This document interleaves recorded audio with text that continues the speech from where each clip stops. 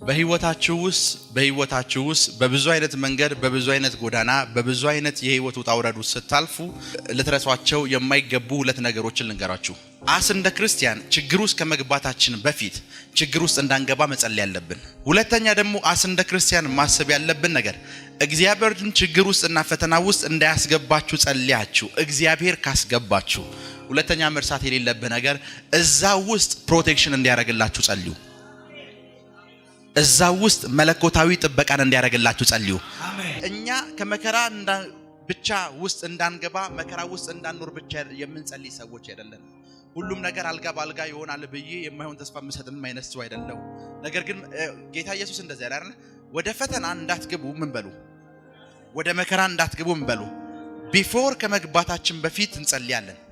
ከገባንስ ካልከኝ መጽሐፍ እንደሚናገር እግዚአብሔር ለእያንዳንዱ መከራ መውጫ ቀዳዳ አለው እንደሚል እያንዳንዱ መከራ ያንተን ጸጉር እንዳይነካ፣ ያንተን አካውንት፣ ያንተን ጤንነት እንዳይነካ ዲቫይን ፕሮቴክሽን እንዲሆንልህ እንጸልያለን።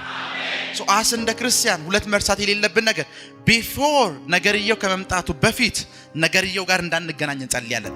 ነገርየው ከመጣ ግን የነገርየውን ኃይል እንዲያመክንልን ለዲቫይን ፕሮቴክሽን እንጸልያለን። እኛ በመለኮታዊ ጥበቃ የምናምን ሰዎች ነን። በመለኮታዊ ጥበቃ የምናምን ሰዎች ነን። በመለኮታዊ ጥበቃ የምናምን ሰዎች ነን። ለዛ ነው ሙሴ ጋር እግዚአብሔር ሲመጣ ያ የሞት መልአክ ማንንም ሰው እንደማይምር እያንዳንዱን ቤት እንደሚያንኳኳ ማን ያውቃል?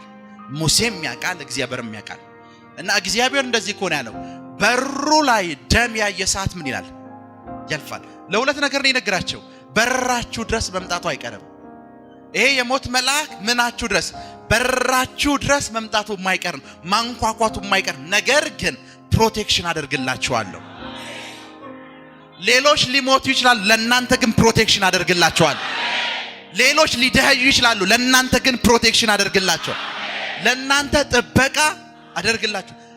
ድህነት እኔ ቤት መጥቶ ሊያንኳኳ ይችላል፣ አንተ ቤት መጥቶ ሊያንኳኳ ይችላል፣ ሌሎችን ሊቆጣጠራቸው ይችላል። እኔ እናንተ ጋር ሲመጣ ግን ፕሮቴክሽን አለን።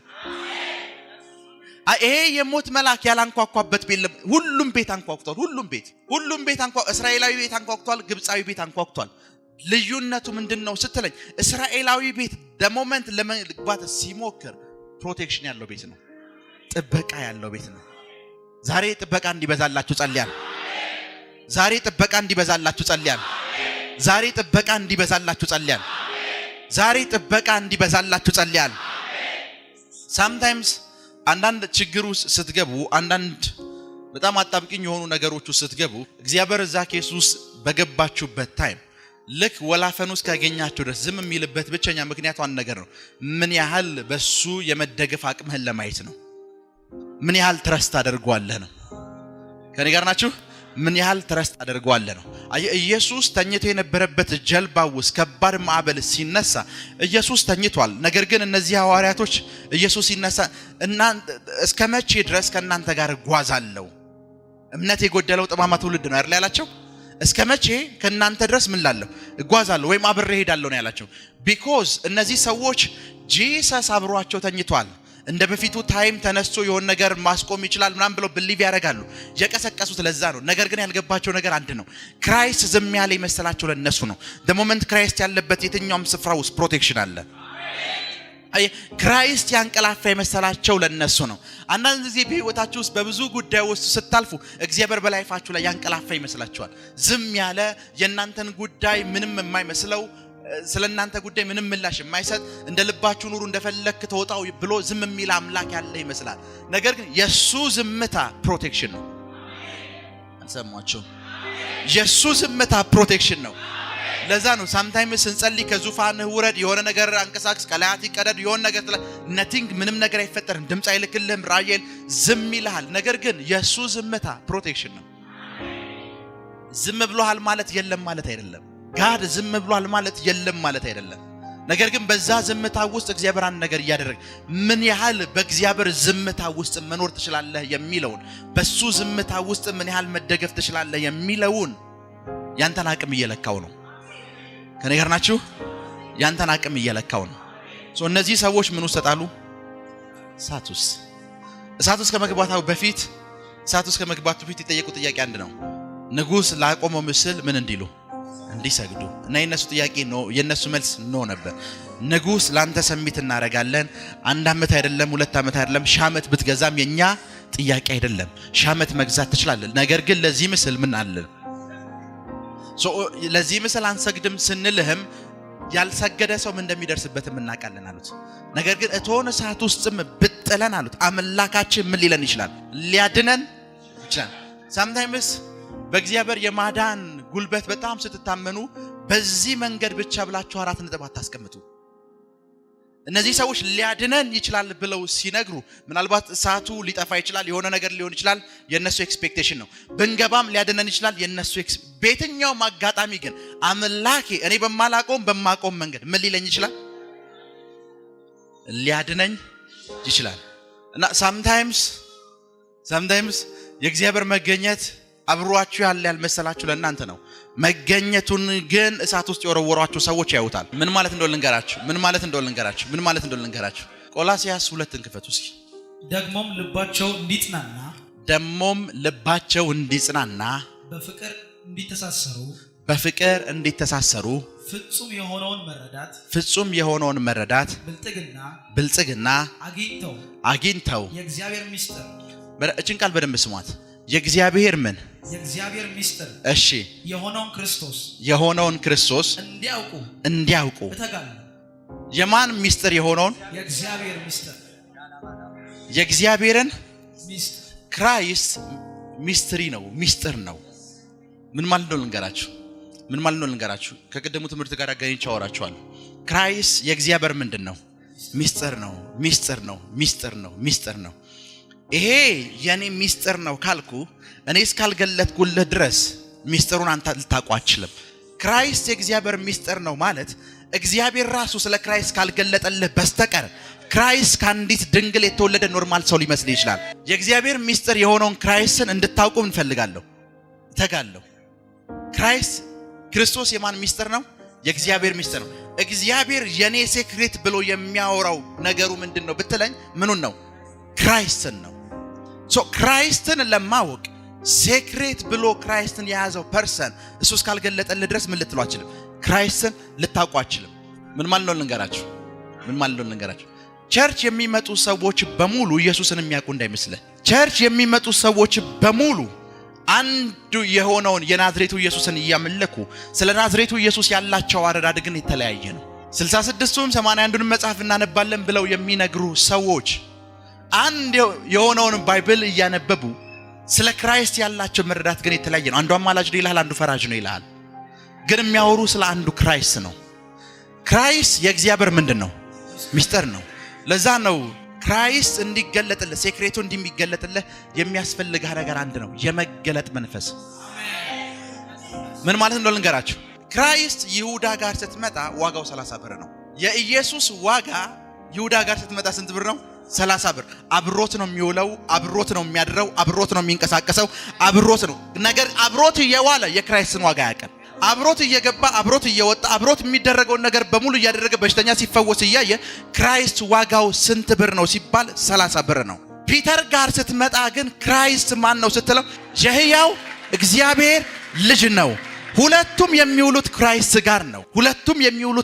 ጋር ነው ሌሎች ደቀ መዛሙርት ጋር ስትመጣ ደግሞ ክራይስት ከነቢያት ወገን አንዱ ነው ሌሎቹ ጋር ስትመጣ ኤርሚያስ ነው ግን አብሯቸው ነው የሚውለው ሰዎች በእግዚአብሔር ፕሬዘንስ ስር ተቀምጠዋል ማለት እግዚአብሔርን ያውቃሉ ማለት አይደለም አይኖ ቸርች ማለት የእግዚአብሔር መገኘት ያለበት ፕሌስ ነው እዚህ መገኘት ውስጥ አለን ማለት ሁላችንም ፐርሰኑን እናውቃለን ማለት አይደለም ኢየሱስ ጋር አብረው የዋሉ የኢየሱስ ዋጋ ከ30 ብር ያልበለጠባቸው ሰዎች አሉ ኢየሱስ ጋር ይዋሉ ኢየሱስ ነብይ ነው ብሎ ያመኑ ሰዎች አሉ አሁን ነብይ ነው ብሎ በየከተማው የሚለፈልፉትን ሰዎች ተዋቸው አብሮት ያሉት እንኳን እንደዛ ይሉ ነበር አንዱ ክራይስት ለሆነ ፐርሰን ሰክሬት ነው ለሆነ ፐርሰን ደግሞ የተገለጠ ነው ክራይስት በኃይል እንዲገለጥላችሁ ጸልያል አሜን አልሰማችሁም አሜን ክራይስት በኃይል እንዲገለጥላችሁ ጸልያል አሜን ኢየሱስ 120 ደቀ መዝሙር ነበረው 12 ሐዋርያቶች ነበሩት ለሁሉም ሴክሬት ነው የተገለጠው ለፒተር ነው ለሁሉም ሚስጥር ነው የተገለጠው ግን ለማን ነው ለአንተ አለው የሕያው እግዚአብሔር ልጅ ነህ ሰው ክራይስት ጋር እየዋለ ክራይስትን ሊያውቀው ይችላል። ክራይስት ከዛ እንደዚህ ይሄን ስጋና ደም ማን ይገለጠልህ አለው? የሰማይ አባቴ እኮ ነው ያለው።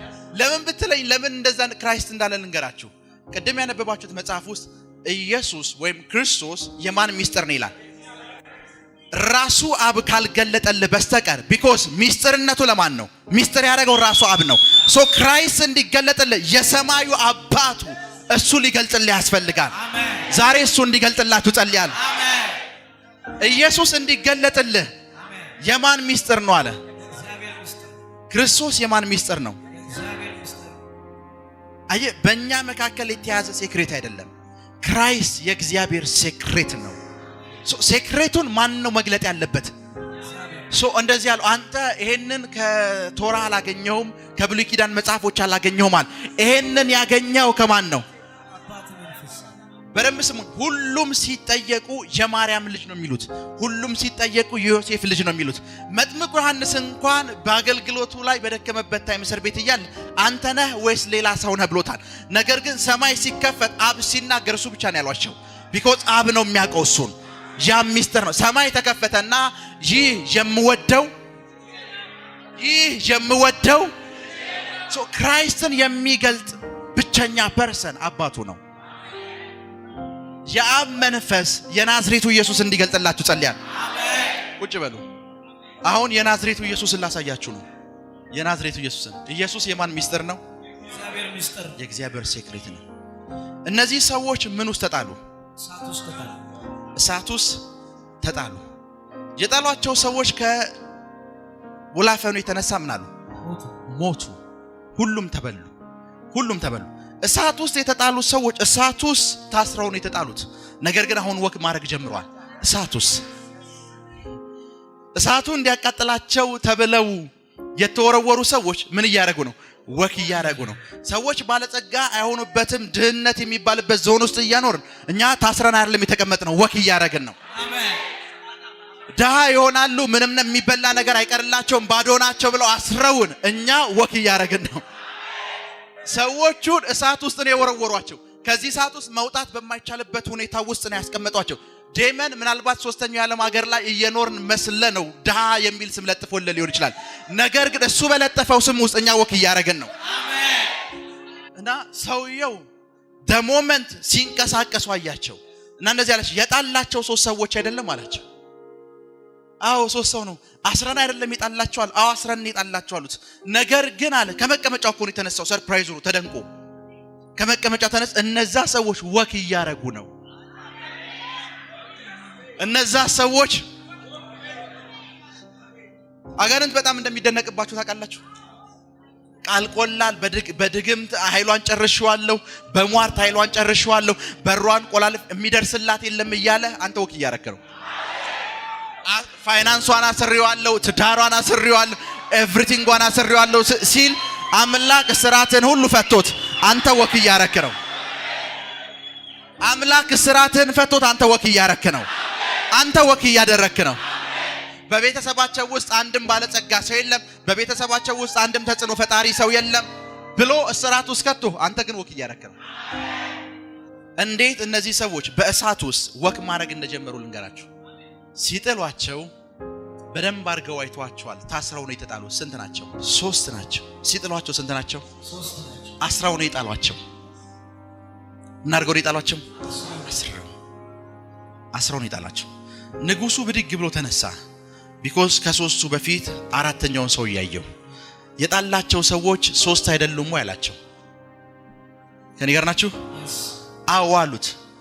ስለ 4ተኛው ከመውራቱ በፊት እንደዚህ አላቸው። እነዛ ሰዎች እኮ ተነስተው ምን እያሉ ነው? ወክ እያደረጉ ነው። 4ተኛውን ሰው ያየው ንጉሱ ብቻ ነው። ምን ማለት እንደሆነ ልንገራችሁ። አንዳንድ ሰዎች ይሄ 4ተኛ ሰው ገብርኤል ይመስላቸዋል። ይሳቅን አብድናጎብን ከእሳት ውስጥ ያዳነ ይሏል፣ ገብርኤል ይመስላቸዋል። ንጉሱ ስለ 4ተኛው ሰው ሲናገር ክራይስት ሴክሬት ነው ብያቸዋል። ንጉሱ ሲናገር እንደዚህ አለ። የአማልክትን ምን ልጅ የኛ የአማርኛው ቃል ነው የአማልክትን ልጅ የሚለው የእንግሊዘኛ ወርድና የሄብሪው ወርድ የአምላክ ልጅን ይመስላል ነው የሚለው። ሰን ኦፍ ጋድ ነው የሚለው። 4ተኛው ፐርሰን የናዝሬቱ ኢየሱስ ነው። እዛው ውስጥ አፒር ያደረገው 4ተኛው ፐርሰን ገብርኤልም አይደለም ሚካኤልም አይደለም የናዝሬቱ ኢየሱስ ነው። በደንብ ስሙኝ። ለምን ለጣዖቶቹ አልሰገደላችሁም ብለው ሲጥሏቸው የሚሰገድለት ፐርሰን ራሱ መጣ። እነሱ ለምን ለዛ ምስል አልሰገዳችሁም ያሏቸው የሚሰገድለት ፐርሰን እሳቱን ሊያሰግድ መጣ። አራተኛው ፐርሰን መጣ። አራተኛው ፐርሰን እስኪ እንግሊዘኛውን ባይበላ መብላቸው he answered and said እሺ I see four men አራተኛውን ሰው ያለው walking in the midst of fire በእሳቱ ሲመላለስ ያዋለው and they have no heart and the front of the fourth is like the son of God የእግዚአብሔር ልጅ አራተኛው እዛ እሳት ውስጥ አንዳንድ ሰዎች ሆሊ ስፒሪት ይመስላችኋል። እዛ ስፍራ ውስጥ አራተኛው ፐርሰን የናዝሬቱ ኢየሱስ ነው። አሜን። በደንብ ስሙ። አንዳንድ ጊዜ ዴመን አልቆላችኋል፣ ተስፋ የላቸውም፣ ከዚህ በኋላ ሊነሱ አይችሉም ብሎ እቶን እሳት ውስጥ ሲጥላችሁ እዛው እቶኑ እሳት ውስጥ ከእሳቱን እሳት ሊያስወጣችሁ አይደለም የሚመጣው። እዛው እቶን እሳት ውስጥ የታሰራችሁበትን ገመድ ሊበጣጥስ ይመጣል። ምን ማለት እንደሆነ ልንገራችሁ። አንዳንዶቻችሁ ጌታ ኢየሱስን ስትቀበሉ ቸርች መጣችሁ አይደለም የተቀበላችሁት፣ እዛው የምትቅሙበት ጫት ቤት ውስጥ ራሱ ነው ይመጣላችሁ። እዛው የምትቅሙበት ጫት ቤት ውስጥ ከሆነ ድንገት አብሯችሁ የሚቀመው ሰው መጽሐፍ ቅዱስ አንብበህ ታውቃለህ ወይ? ይሄን መዝሙር ሰምተው ታውቃለህ? እንደዚህ ያለ እኮ ይመጣላችሁ። የታሰራችሁበት ገመድ ያለበት ስፍራ ድረስ ነው ይመጣው። አራተኛው ፐርሰን እሳት ውስጥ ላይክ ማሰራቸው እንኳን ላይክ ዴመን ያንተ መታሰር ብቻ በቂ ነው ብሎ አያምንም። መጥፋት አለበት ብሎ እሳት ውስጥ ነው የወረወራቸው። አራተኛው ፐርሰን እሳት ውስጥ መጣ። አራተኛው ፐርሰን እሳት ውስጥ ሲመጣ ንጉሱ ተስፋ ቆርጧል፣ ኦሬዲ ሞቷል ብለው የጣሏቸው ሰዎች ተስፋ ቆርጧል። ሁሉም ሰው ተስፋ ቆርጧል። ሁሉም ሰው ተስፋ በቆረጠበት ፕሌስ ውስጥ አራተኛው ሰው መጣ። ምናልባት የአብዛኞቻችሁን ላይፍ ስታዩት አገር ተስፋ ቆርጦባችኋል፣ ቤተሰብ ተስፋ ቆርጧል፣ ሰው አትሆኑም ተብላችሁ ምዕራፋችሁ ኤቭሪቲንጋችሁ ተዘግቷል። አራተኛው ሰው ነው የመጣው። አራተኛው ሰው ነው የታሰራችሁበት እስራት ያለበት ስፍራ ድረስ የመጣው።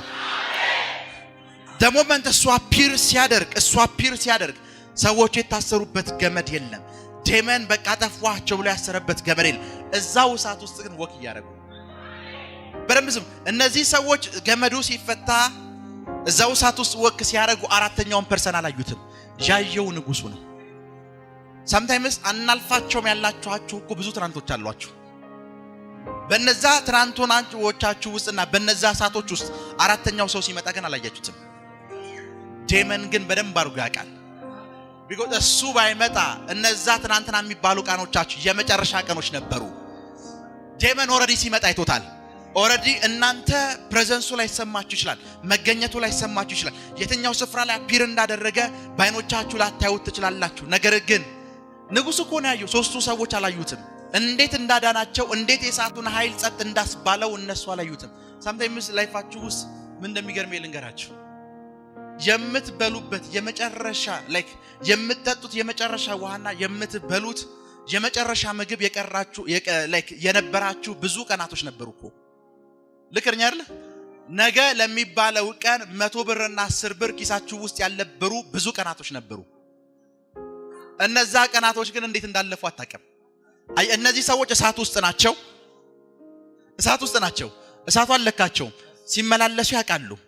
ነገር ግን ከእሳቱ ኃይል እንዴት እንደተጠበቁ አያውቁ። ከነዛ ቀናቶች እንዴት እንዳመለጣችሁ እናንተ አታውቁም። ነገር ግን ያመለጣችሁት አራተኛው ፐርሰን መጥቶ ነው። አራተኛው ሰው መጥቶ ነው። አይ ይሄ አራተኛው ፐርሰን እሳቱ ስለተወረወሩ ሰዎች አልተገለጠላቸውም። ለወታደሮቹ የተገለጠው ለማን ነው? ለንጉሱ። አውጧቸው። እሳት ላይ ተወረወራችሁባቸው ብዙ ቀናቶች የሏችሁ። የላይፌ የመጨረሻ ቀን ያላችሁበት አራተኛው ሰው እነዛን ቀናቶች ያሳልፏችሁ ከሆነ አሁን ያላችሁበትን መከራ፣ አሁን ያላችሁበትን ችግር፣ አሁን ያላችሁበትን በሽታ ሲያሳልፋችሁ ያለው እነዚህ ሰዎች እሳቱ ሲጣሉ ታስረው ነው የተጣሉት። እስራታቸው እንዴት እንደተበጠሰ እንኳን አያውቁም። አራተኛው ሰው ሲመጣ እንኳን አያውቁም። ነገ የሚባል ቀን የላቸውም። ሊያድነንም ይችላል በሚል ልቡን የገቡት አራተኛው ሰው አፒር ሲያደርግ አላዩትም። ምናልባት አንዳንዶቻችሁ ዛሬ መጨረሻ የላይፌ የመጨረሻ ቀን ነው ብላችሁ ሊሆን ይችላል የመጣችሁት። እንደዚህ ያላችሁት ለምን ነው ታውቃላችሁ? አራተኛውን ሰው አላያችሁትም። አራተኛው ሰው የእሳቱን ኃይል ሲገልላችሁ ያለው sometimes ላይፍ ውስጥ ምን እንደምገረም እንገራችሁ። ገዳይ በተባሉ በሽታዎች ተይዘው 10 ዓመት የኖሩ ክርስቲያኖች አሉ። አንድም ቀን ሲያመሰግኑ ሰምቻቸው አላውቅም። አንድም ቀን በዛ በሽታ ሰው በሳምንት ጊዜ ውስጥ ሞቷል። እነሱ ግን 10ኛ ዓመታቸው ነው። እግዚአብሔር የቫይረሱን አቅም ገሎላቸው እንኳን ቴንኪው ሲሉ አሰማቸው። አራተኛው ሰው ተገልጦ የቫይረሱን አቅም ገሎላቸው እንኳን ቴንኪው የሚል ቃል ካፋቸው እንኳን ሲወጣ ሰምታ አታውቅም። ከዚህ በሽታ ጋር 10 ዓመት ይኖራል። ለኔ ከዚህ በሽታ ጋር 10 ዓመት መኖራቸው ተአምራት ነው። ለነሱ ግን ነቲንግ ነው። ለነሱ ምንም ነው። ይሰማችሁ ነው። ለነሱ ነቲንግ ነው። ለአንዳንድ ሰው የነዚህ ሰዎች በእሳት ውስጥ መሆን ነው የሚታያቸው። ለንጉሱ ግን የታየው ወክ ማድረጋቸው ነው። እሳት ያለበት ስፍራ ላይ፣ ገዳይ ነገር ያለበት ስፍራ ላይ እነዚህ ሰዎች በህይወት መኖራቸው ለንጉሱ ምንድነው? ለነሱ ግን ተአምራት ብለው የሚጠሩት ከእሳቱ ሲወጡ ነው። የተአምራትን ትርጉም ማስተካከል አለበት። ገዳይ የሆነ ኢንቫይሮንመንትስ ገብተህ በህይወት መኖር ከጀመርክ ምንኛ ሚራክል ነው። አራተኛው ሰው መጥቶ የገዳይን አቅም ገሎት ነው። ምሳሌ ብዙ ሰው እኮ አለ አሁን ስራ የሌላችሁ ሰዎች ልጸልይላችሁ ብል ቢያንስ ከ200 ሰው በላይ እጁን ያወጣል። ነገር ግን እንደሚገርም ልንገራችሁ፣ ብዙዎች እኮ ስራ ሳይኖራቸው የሚበሉት አጥተው ሞተዋል። ብዙዎች ስራ ሳይኖራቸው ምንም ነገር ሳይኖራቸው ኤቭሪቲንግ ጨላልሞባቸው ብዙ ነገር አጥተዋል። አንተ ግን እኮ ስቲል አለ። አንተ ለማመስገን እንኳን አቅም የለህም። ለምን ብትለኝ ለአንተ የምስጋና ጊዜ ብለህ የምታስበው ስራ ሳይኖረ 3 ዓመት ሙሉ መኖር ከቻልክ ይሄ ቢግ ሚራክል ነው። ለኔ ቢያንስ በወር የምታገኘው ገቢ ሳይኖረ 1 ዓመት 2 ዓመት 3 ዓመት ሰርቫይቭ ማድረግ ከቻልክ ቢግ ሚራክል ነው። ቢኮዝ አምላክህ የገዳዩን አቅም ገሎት ነው። የእሳቱን ኃይል አጥፍቶልህ ነው። የእሳቱን ኃይል አጥፍቶልህ ነው። የእሳቱን ኃይል ከዛ ንጉሱ እንደዚህ አለ፣ የልዑል አምላክ ምኖች ሆይ። ከዛ ስማቸውን ጠራው አይደለ? በደንብ ስሙ። ንጉሱ እዚህ ውስጥ እያወራ ያለው ቢግ ሴክሬት ነው። የልዑል አምላክ፣ ልዑል ማለት የንጉስ ልጅ ማለት ነው። አይኖ አራተኛው ፐርሰን የልዑል አምላክ እንደሆነ አውቃለሁ ነው ያላቸው። ቢኮዝ የአምላክ ልጅ ራሱ አምላክ ነው። መጀመሪያ የአምላክ ልጅ ነው አለ። ኔክስ ሲቀጥል ልዑል፣ የልዑል አገልጋዮች። ፕሪንስ እና ኪንግ ሁለቱ መካከል ልዩነት አለ። ፕሪንስ ነኝ ካለ አንድ ሰው የኪንግ ልጅ ነኝ እያለ ነው። አራተኛው ፐርሰን የናዝሬቱ ኢየሱስ እንደሆነ ናቡከደነጾር አውቋል። ያላወቁት እዛ ውስጥ ያሉት ናቸው። ናቡከደነጾር ልዑል እንደመጣ አውቋል። የልዑል አምላክ እንደመጣ አውቋል። የልዑል አምላክ ባሪያዎቹ ያለ ቢኮዝ ወዲያው ገባው እነዚህ 3ቱ ሰዎች የሱ ባሪያዎች እንደሆኑ ገባው። የሱ ባሪያዎች እንደሆኑ ከዛ እንደዚህ የልዑል እና ዘይ ተገለጠው ፐርሰን ክራይስት እንደሆነ ገብቶታል። የናዝሬቱ ኢየሱስ እንደሆነ ገብቶታል። እና እናንተ አላችሁ የሱ ባሪያዎች ናችሁ ውጡ ነው ያላችሁ። እመነኝ ለቃውን በጣም ከባድ በሚባል ኢኮኖሚ ክራይሲስ ውስጥ እንዳለን አውቃለሁ። ነገር ግን ሰርቫይቭ አድርገህ መኖር ከቻልክ እመነኝ ኢኮኖሚው ለራሱ አንተ ላይፍ ላይ ማን እንዳላውቋል። አንተ ነህ ያላወቀው። የፋይናንሱ ዓለም በደንብ አድርጎ ያውቃል። የፋይናንሱ ዓለም በደንብ አድርጎ ያውቃል። ለዛ ነው ሰርቫይቭ እያረክ ያለው። የበሽታው ዓለም በደንብ አድርጎ ያውቃል። የሥራው ዓለም በደንብ አድርጎ ያውቃል። ያላየኸው አንተ ነህ እንጂ ሩል የሚያደርጉ ዴመኖች በሙሉ ያውቃሉ። አብሮህ ማን እንዳለ ያውቃሉ። ፒተር ብቻ ነው አይደለ የናዝሬቱ ኢየሱስን ምን ያለው ያወቀው አይደለ? ጌርጌሶናን የሚባል ከተማ ላይ ኢየሱስ ሲገባ አጋንንቱም እንዳልታውቃላችሁ የሕያው እግዚአብሔር ልጅ ሆይ ልታጠፋን መጣህ ነው ያለው። አጋንንቱ ይሄንን ኢንፎርሜሽን ከየት የመጣ ያገኘው ይመስልሃል? አጋንንቱ ራሱ እኮ የሕያው የዴመኒክ ዓለም አጠገብህ ማን እንዳለ ያውቃል። አንድ ጊዜ ሳውዲ አረቢያ ውስጥ የተለያዩ አረብ ሀገራት በመዞር ጌታን የሚያገለግል አንድ ሰው ነበርና ሚሽነሪ ነው። አንድ ቀን ከአንድ የእስልምና እምነት ተከታይ ከሆኑ ሰዎች ጋር በመጽሐፍ ቅዱስ ዙሪያ ዲቤት ነበረው እና እንደዚህ አላቸው። መጽሐፍ ቅዱስን ያዘና እንደዚህ አላቸው፣ እኔ አሁን ከዚህ አውጥቼ ኢየሱስ የእግዚአብሔር ልጅ ነው የእግዚአብሔር ልጅ አይደለም ብዬ ከእናንተ ጋር አልከራከረም አላቸው። እናንተ የእግዚአብሔር ልጅ እንዳልሆነ ሚሊዮን ጥቅስ ብትሰጡኝ አላቸው፣ እናንተ መልእክተኛ ነው ብላችሁ ከምታስቡት ሰው ጋር ገነት ከምኖር አላቸው እኔ የናዝሬቱ ኢየሱስ ብዬ ከጠራው ሰው ጋር ሲኦል መኖር መርጣለሁ አላቸው። ለምን እንደሆነ ልንገርህ። አሁን የናዝሬቱ ኢየሱስ ገነትን ለቆ ዙፋኑን ሲኦል ላይ ቢዘረጋ እመነኝ ገነት መግባት አልፈልግም። ከነሚያቃጠል እሳቱ ኢየሱስ ባለበት ስፍራ መኖር ይሻላል። ሄሎ ሄሎ ሄሎ ከነሚያቃጠል እሳቱ ኢየሱስ ያለበት ስፍራ ውስጥ መኖር ይሻላል። አየህ ከእሳቱ ውጭ ያሉ ሰዎች አራተኛው ሰው የላቸውም። እሳቱ ውስጥ ያሉት ልጆች ግን የናዝሬቱ ኢየሱስ አብሯቸዋል። ገፍታሪዎቹ የናዝሬቱ ኢየሱስ የላቸውም።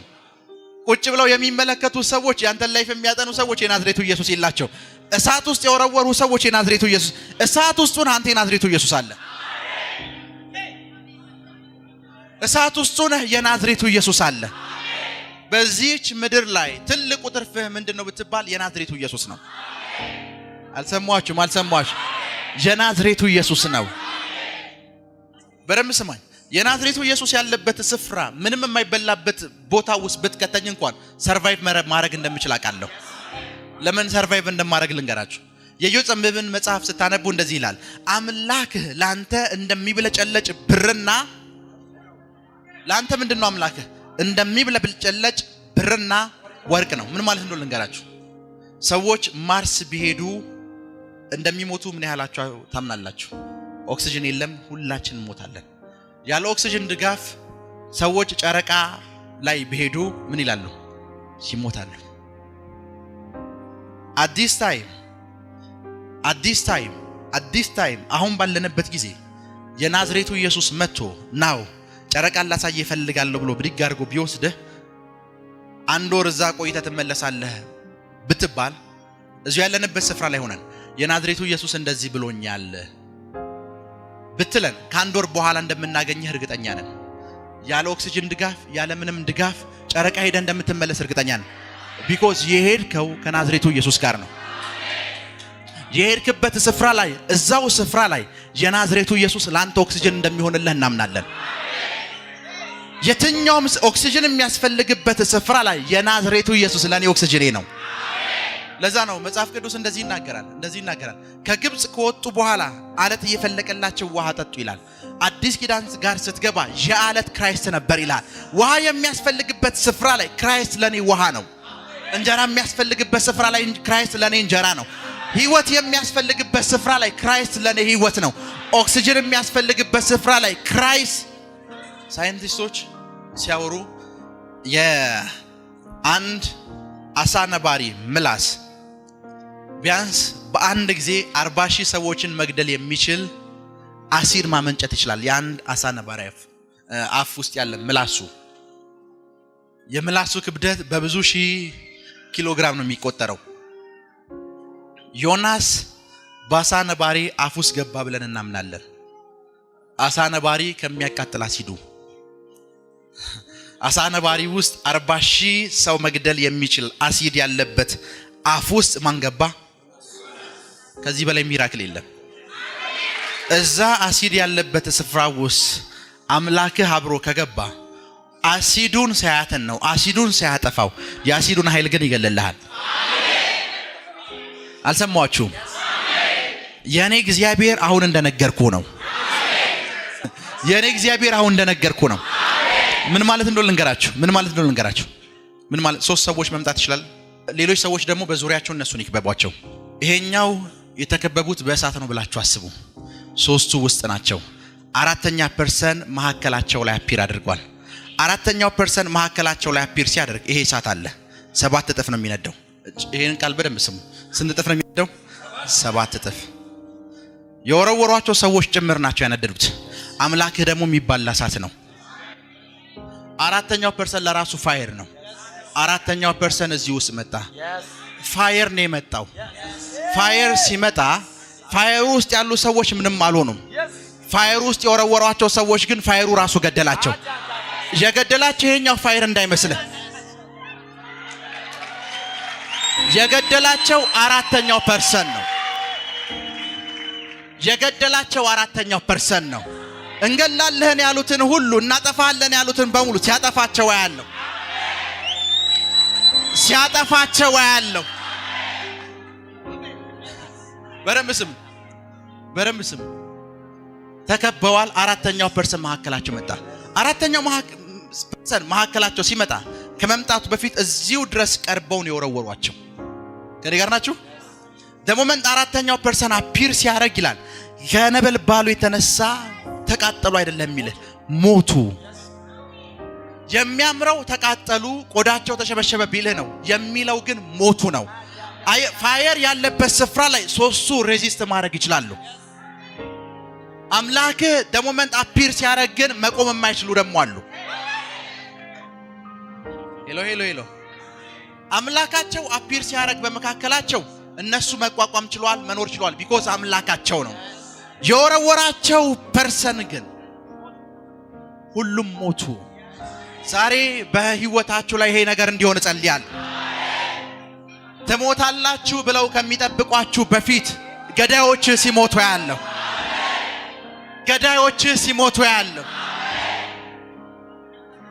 ገዳዮች ሲሞቱ ያለው አየ አራተኛው ፐርሰን ተገለጠ። የመጀመሪያ የፋየሩን አቅም ገደለው። እነዚህ ሰዎች ፋየር ውስጥ እየኖሩ ነው። ከፋየሩ ውጭ ነው የሚመለከቷቸው ሰዎች ግን አምላካችሁ አፒር ሲያደርግ እነሱ ሟቾች ናቸው። በሳይንስ አንድ የተረጋገጠ ፋክት ልንገራችሁ። ምሳሌ ክትባት ሰዎች ለምን እንደሚወጉ ታውቃላችሁ? ግን ሕክምና የተማረ ሰው አለ? መጀመሪያ በሽታው ነው የሚሰጣቸው። በሽታው ይሰጣቸውና በሽታው ጋር ተላምደው እንዲኖሩ ነው የሚደረጉት። በደምብ ስም የቫይረስ ክትባት በቷል ካለ የምትወጋው ቫይረስ ነው። ታውቃለህ አይደል? የሚወጉ ማዳኛውን አይደለም ቫይረሱን ራሱ ነው። እንዴት ተላምደ መኖር እንዳለብህ ነው የሚያስተምሩ። ባክቴሪያ ከሆነ ባክቴሪያውን ነው የምትወጋው። ደም ኤቭሪቲንግ ጋር ተዋህዶ መኖር እንዲችል ሳይንስ ባደረገው ጥናት የደረሰበትን ልንገራችሁ። የእያንዳንዱ ሰው ደም ቢታይ ባክቴሪያና ቫይረስ የሌለበት ደም የለም። ይሄን ሳይንስ ነው የሚነግርህ። አሁን ተጨማሪ ቫይረስና ባክቴሪያ ቢጨመር አልኖርም ብለህ አትፍራ። አራተኛው ፐርሰን አለ። አሜን። ለምን ብትለኝ አሁን ካሉትም ጋር እየኖርክ ነው። አልሰማች? አሁን ካሉት ጋርም እየኖርክ ነው። አሁን በውስጥህ ካሉት ጋርም እየኖርክ ነው። እዚህ ምድር ላይ ሁለት አይነት ክርስቲያኖች አሉ። ዛሬ ትናንትና ኦክስፎርድ ዩኒቨርሲቲ ያጠናውን ጥናት እያየው ነበር። ለድህነት የሚሆን የሚያጽናኗችሁን ቃሎች በሙሉ አትጠቀሟቸው። ቢኮዝ እንደ ድህነት የሚያስጠላ ነገር የለም። እና በ4000 ሚሊዮነሮች ላይ ጥናት ተደረገ። በ4000 ሚሊዮነሮች ላይ ጥናት ሲደረግ በጌታ ፊት ነው የምነግራችሁ። የጥናቱ መጨረሻ ገንዘብ ደስታ እንደሚገዛ ደርሰንበታል ያሉት። $1 ሚሊዮን ያለው ፐርሰን እና $10 ሚሊዮን ያለው ፐርሰን እኩል አይደሰትም። $1 ሚሊዮን እና $10 ሚሊዮን ያለው ፐርሰን እኩል አይደሰትም። ሁለት አይነት ክርስቲያኖች አሉ ያልኩን እንዳትረሳ። እኩል ምን አይልም አይደሰቱም። መጽሐፍ ቅዱሳችሁን በደንብ ብታነቡት እንደዚህ ይላል። የመክብብ መጽሐፍ ገንዘብ ሁሉንም ነገር ይገዛል ይላል። እኔ አይደለም ያልኩት መጽሐፍ ቅዱስ ነው። ሁሉንም ማለት ሁሉንም ነው። በደንብ ስሙ። ገንዘብ ጥሩ ሆስፒታል ሊያስገባ ይችላል፣ ጥሩ ጤና ግን ሊገዛልህ አይችልም ይሉሃል። እነዚህንም ሰዎች አትስማቸው። ይሄ ማይክ ባይኖር ይሄንን ሁሉ ሰው ለማገልገል በማወጣው ኢነርጂ እመነኝ ጉሮሮ በሽተኛ ነው የምሆነው። ገንዘብ ስላለን ይሄን ማይክ የገዛሁት። ብዙ ጊዜ እንደ አፍሪካ መዳን በምንችልባቸው በሽታዎች ነው የምንሞተው። ልክ ነኝ አይደለ? ታክመን መዳን በምንችልባቸው ቀላል በሽታዎች ነው የምንሞተው። ለምን ብትለኝ ጥሩ ቦታ መታከም ስላልቻለ። ልክ ነኝ አይደለ? ጥሩ ቦታ መታከም ስላልቻለ።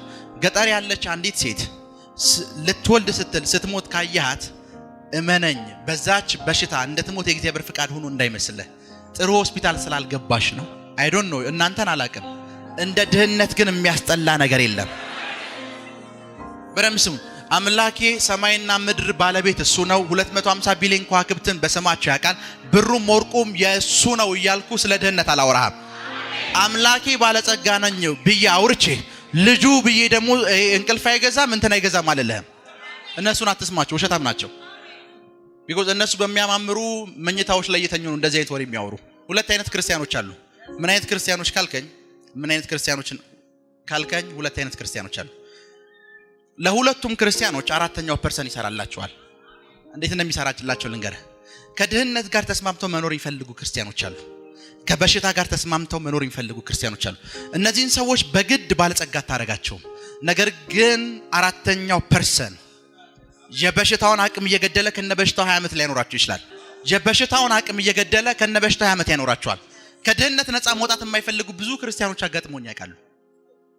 ያለኝ ይበቃኛል እያሉ ያላቸውን ደግሞ ብታዩ እኮ ቢያንስ ያላቸው ጥሩ ጫማ እንኳን አያስቀይርም፣ ግን ያለኝ ይበቃኛል ይሉሃል። ባይዘዌ በደንብ ስሙ። ጳውሎስ ያለኝ ይበቃኛል ያለበት መንገድና አንድ አማኝ ያለኝ ይበቃኛል የሚልበት መንገድ የተለያየ ነው። አንድ ሰው 100 ብር ይዞ ያለኝ ይበቃኛል ካለ ለኔ ስግብግብ ነው። ለምን ብትለኝ ያለኝ ያበቃኛል ካለ ሌላው አጠገብ ላለው ማካፈል አልፈልግም፣ ለራሴ ብቻ ነው የምፈልገው እያለ ነው። ጳውሎስ በዛ ሞቲቭ አይደለም እንደዚህ ያለው። ያለኝ አይበቃኝም ቢኮዝ ብዙ ምረዳቸው ሰዎች አሉ፣ ብዙ ማግዛቸው ሰዎች አሉ። ጳውሎስ በዛ ሞቲቭ አይደለም እንደዚህ ያለው። የመትረፍረፍ ህይወት ውስጥ ስትገባ ያለው